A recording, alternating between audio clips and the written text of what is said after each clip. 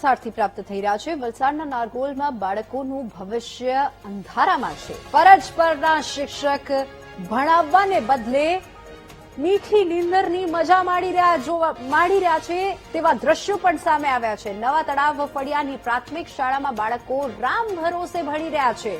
બાળકોને ભણાવવાને બદલે શિક્ષક ક્લાસરૂમમાં ઊંઘતો ઝડપાયો છે। શિક્ષક યાજ્ઞિક ટંડેલે વર્ગખંડમાં ટેબલને તકિયું બનાવ્યું છે। શિક્ષક ઊંઘતો હતો અને બાળકો પોતાની પ્રવૃત્તિમાં મસ્ત હતા। શિક્ષક ઊંઘતો હતો જ્યારે મુખ્ય શિક્ષિકા શાળામાં ગેરહાજર હતા અને ઊંઘતા શિક્ષકનો વિડીયો સોશિયલ મીડિયા પર વાયરલ થયો છે। શિક્ષક સામે અગાઉ પણ અનેક બેદરકારીની ફરિયાદ નોંધાઈ હતી। તો રામ ભરોસે બાળકો ભણી રહ્યા છે આ શાળામાં। તમે સુતેલા કેમ ઊંઘતા હતા ચાલુ સ્કૂલમાં? આનો ઉજાગરો હતો, તમે ઉજાગરો હતો એમ કે બોલો મારે પ્રોબ્લેમ શું પ્રોબ્લેમ? તમારા મુખ્ય શિક્ષિકા ક્યાં છે? બેંકમાં ગયા છે। બેંકમાં? કેટલા દૂર? બેંક કેટલા ક્યાં? મને કીધું કે શાનું બેંકમાં શું કામ? આપણે ત્યાં આપણે તમે સુતેલા મુખ્ય શિક્ષિકા હાજર નથી, તમે અહીંયા ઊંઘવા આવે?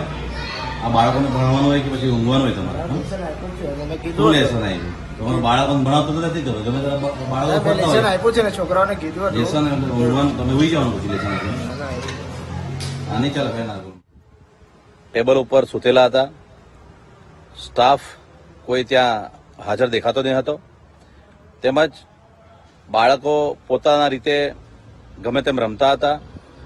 ઘણા વિદ્યાર્થીઓ બહાર ફરતા હતા, કોઈ પટાંગણમાં હતું શાળાના, કોઈ વર્ગમાં હતું, પરંતુ રામ ભરોસે બાળકો રાખીને શિક્ષક ખડખડાટ સૂતો હતો, બિંદાસ સૂતો હતો। લગભગ અડધી કલાક સુધી આને લાઈવ વિડીયો કરીને શિક્ષણ ખાતાના તાલુકા શિક્ષણ અધિકારીને પણ જણાવ્યું। વધુ વિગતો સાથે સંવાદદાતા માનવ ફોન લાઈન પર જોડાઈ ગયા છે। જી માનવ, વર્ગખંડમાં શિક્ષક ઊંઘતો ઝડપાયો છે અને મુખ્ય શિક્ષિકા પણ સ્કૂલમાં ગેરહાજર હતા। બાળકો રામ ભરોસે ભણી રહ્યા છે, શું વધુ વિગતો? જેને આપણે જણાવવાનું કે અંતરિયાળ વિસ્તારમાં સરકારી શાળાના જે કેવા હાલ છે એનો આ નમૂનો આપ જોઈ રહ્યા છો। કારણ કે આ જે સરકારી જે શિક્ષકો હોય છે તેમનો હજારોમાં પગાર હોય છે, મસ્ત મોટો પગાર આપવા છતાં પણ તેઓ જે ભારતનું ભવિષ્ય હોય છે એવા બાળકોના શિક્ષણ પ્રત્યે બેદરકારી રાખતા હોય છે। આ જે શિક્ષક છે એના ઉપર ઘણીવાર ફરિયાદો આવી હતી। અંતે ગામના માજી સરપંચ તેઓ અચાનક જ ત્યાં એમને ચેકિંગ કર્યું હતું અને આ જે કેમેરામાં કેદ થઈ ગયા હતા અને ભર બપોરે તેઓ ઊંઘતા ઝડપાયા છે।